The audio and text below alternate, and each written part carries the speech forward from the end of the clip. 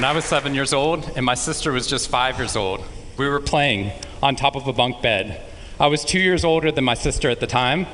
I mean, I'm 2 years older than her now, but at the time that meant she had to do everything that I wanted to do, and I wanted to play war. So we were up on top of our bunk beds, and on one side of the bunk bed, I had put out all my G.I. Joe soldiers and weaponry, and on the other side were all my sister's Milos and ponies and ready for a cavalry charge. There are differing accounts of what actually happened that afternoon, but since my sister is not here with us today, let me tell you the true story. Which is my sister is a little bit on the clumsy side, and somehow, without any help or push from her older brother at all, suddenly Amy disappeared off of the top of the bunk bed and landed with this crash on the floor. And I nervously peered over the side of the bed to see what had befallen my fallen sister, and saw that she had landed painfully on her hands and knees on all fours on the ground. I was nervous because my parents had charged me with making sure that my sister and I played as safely and as quietly as possible. And seeing as how I had accidentally broken Amy's arm just 1 week before,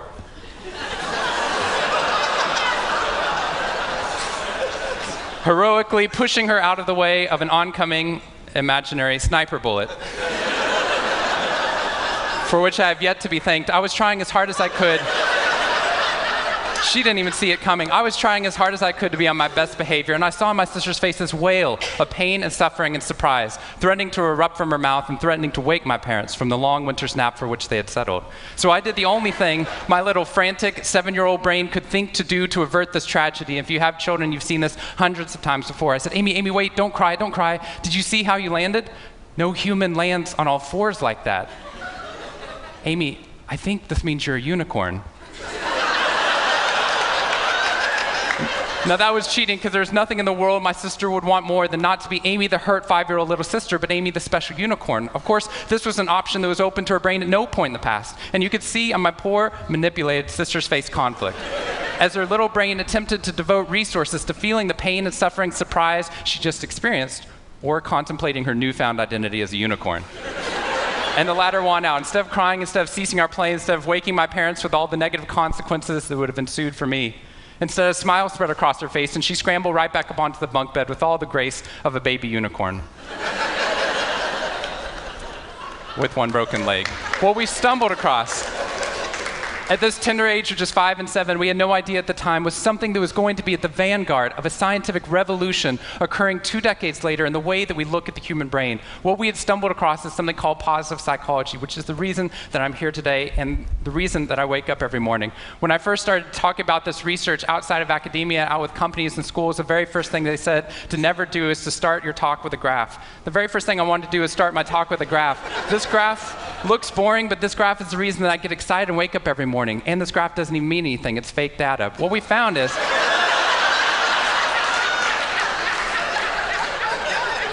if I got this data back studying you here in the room, I would be thrilled, because there's very clearly a trend that's going on there, and that means that I can get published, which is all that really matters.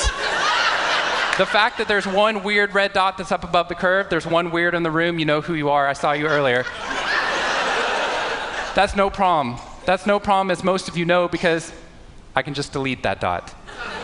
I can delete that dot because that's clearly a measurement error, and we know that's a measurement error because it's messing up my data.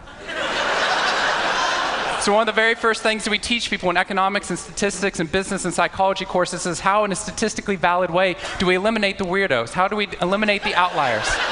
So that we can find the line of best fit, which is fantastic if I'm trying to find out how many Advil the average person should be taking, too. But if I'm interested in potential, if I'm interested in your potential, or for happiness, or productivity, or energy, or creativity, what we're doing is we're creating the cult of the average with science. If I ask a question like, how fast can a child learn how to read in a classroom? Scientists change the answer to, how fast does the average child learn how to read in that classroom? And then we tailor the class right towards the average. Now, if you fall below the average on this curve, then psychologists get thrilled, because that means you're either depressed, or you have a disorder, or hopefully both. We're hoping for both, because our business model is if you come into a therapy session with one problem, we want to make sure you leave knowing you have 10. So you'll keep coming back over and over again. We'll go back into your childhood if necessary, but eventually what we want to do is to make you normal again. But normal is merely average. And what I posit, and what positive psychology posits, is that if we study what is merely average, we will remain merely average. That instead of deleting those positive outliers, what I intentionally do is come into a population like this one and says, why? Why is it that some of you are so high above the curve in terms of your intellectual ability, athletic ability, musical ability, creativity, energy levels, your resiliency in the face of challenge, your sense of humor? Whatever it is, instead of deleting you, what I want to do is study you. Because maybe we can glean information, not just how to move people up to the average, but how we can move the entire average up at our companies and schools worldwide. The reason this graph is important to me is when I turn on the news, it seems like the majority of the information is not positive. In fact, it's negative. Most of it's about murder, corruption, diseases, natural disasters, and very quickly, my brain starts to think that's the accurate ratio of negative to positive in the world. What that's doing is creating something called the medical school syndrome, which if you know people who have been to medical school during the first year of medical training, as you read through a list of all the symptoms and diseases that could happen, suddenly you realize you have all of them. I have a brother-in-law named Bobo, which is a whole other story. Bobo married Amy the unicorn. Bobo called me on the phone from Yale Medical School. And Bobo said, "Shawn, I have leprosy." Which even at Yale is extraordinarily rare. But I had no idea how to console poor Bobo because he had just gotten over an entire week of menopause. See, what we're finding is not necessarily the reality that shapes us, but the lens through which your brain views the world that shapes your reality. And if we can change the lens, not only can we change your happiness, we can change every single educational and business outcome at the same time. When I applied to Harvard, I applied on a dare. I didn't expect to get in, and my family had no money for college. When I got a military scholarship 2 weeks later, they allowed me to go. Suddenly, something that wasn't even a possibility became a reality. When I went there, I assumed everyone else would see it as a privilege as well, that they'd be excited to be there. Even if you're in a classroom full of people smarter than you, you'd be happy just to be in that classroom, which is what I felt. But what I found there is while some people experienced that, when I graduated after my 4 years and then spent the next 8 years living in the dorms with the students, Harvard asked me to, wasn't that guy. But what happened, I was an officer of Harvard to counsel students through the difficult 4 years, and what I found in my research and my teaching is that these students, no matter how happy they were with their original success of getting into the school, 2 weeks later their brains were focused not on the privilege of being there, nor on their philosophy or their physics. Their brain was focused on the competition, the workload, the hassles, the stresses, the complaints. When I first went in there, I walked into the freshman dining hall, which is where my friends from Waco, Texas, which is where I grew up, I know some of you have heard of it.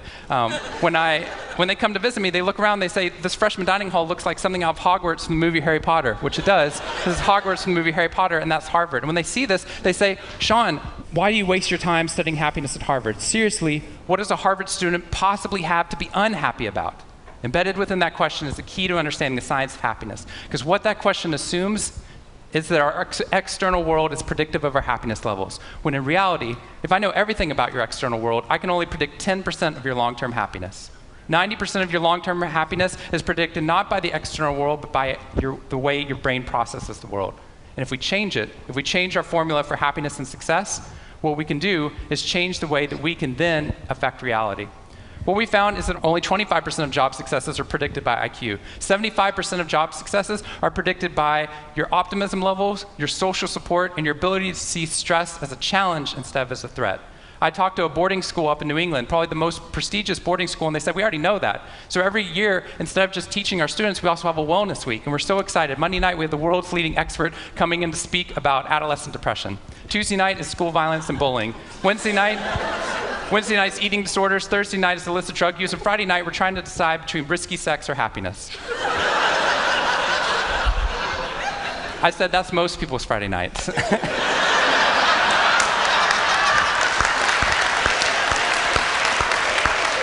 Which I'm glad you liked, but they did not like that at all. Silence on the phone. And into the silence, I said, "I'd be happy to speak at your school, but just so you know, that's not a wellness week, that's a sickness week." What you've done is you've outlined all the negative things that can happen, but not talked about the positive. The absence of disease is not health. Here's how we get to health. We need to reverse the formula for happiness and success. In the past 3 years, I've traveled to 45 different countries, working with schools and companies in the midst of an economic downturn. And what I found is that most companies and schools follow a formula for success, which is this: if I work harder, I'll be more successful. And if I'm more successful, then I'll be happier. That undergirds most of our parenting styles, our managing styles, the way that we motivate our behavior. And the problem is, it's scientifically broken and backwards for 2 reasons. First, every time your brain has a success, you just change the goalpost of what success looked like. You got good grades, now you have to get better grades. You got into a good school, now you have to get a better school. You got a good job, now you have to get a better job. You hit your sales target, we're going to change your sales target. And if happiness is on the opposite side of success, your brain never gets there. What we've done is we've pushed happiness over the cognitive horizon as a society. And that's because we think we have to be successful, then we'll be happier. But the real problem is our brains work in the opposite order. If you can raise somebody's level of positivity in the present, then their brain experiences what we now call a happiness advantage, which is your brain at positive performs significantly better than it does at negative, neutral, or stressed. Your intelligence rises, your creativity rises, your energy levels rise. In fact, what we found is that every single business outcome improves. Your brain at positive is 31% more productive than your brain at negative, neutral, or stressed. You're 37% better at sales. Doctors are 19% faster, more accurate at coming up with the correct diagnosis when positive instead of negative, neutral, or stressed, which means we can reverse the formula.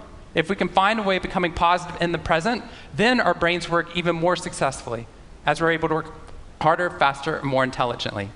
What we need to be able to do is to reverse this formula so we can start to see what our brains are actually capable of. Because dopamine, which floods into your system when you're positive, has two functions.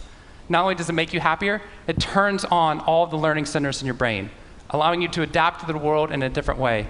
We found that there are ways that you can train your brain to be able to become more positive. In just a 2-minute span of time, done for 21 days in a row, we can actually rewire your brain, allowing your brain to actually work more optimistically and more successfully.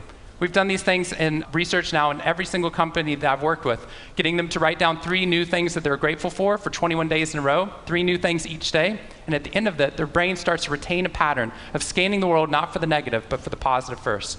Journaling about one positive experience you've had over the past 24 hours allows your brain to relive it. Exercise teaches your brain that your behavior matters. We find that meditation allows your brain to get over the cultural ADHD that we've been creating by trying to do multiple tasks at once, and allows our brains to focus on the task at hand. And finally, random acts of kindness or conscious acts of kindness. We get people, when they open up their inbox, to write one positive email praising or thanking somebody in their social support network. And by doing these activities, and by training your brain, just like we train our bodies, what we found is we can reverse the formula for happiness and success, and in doing so, not only create ripples of positivity, but create a real revolution. Thank you very much.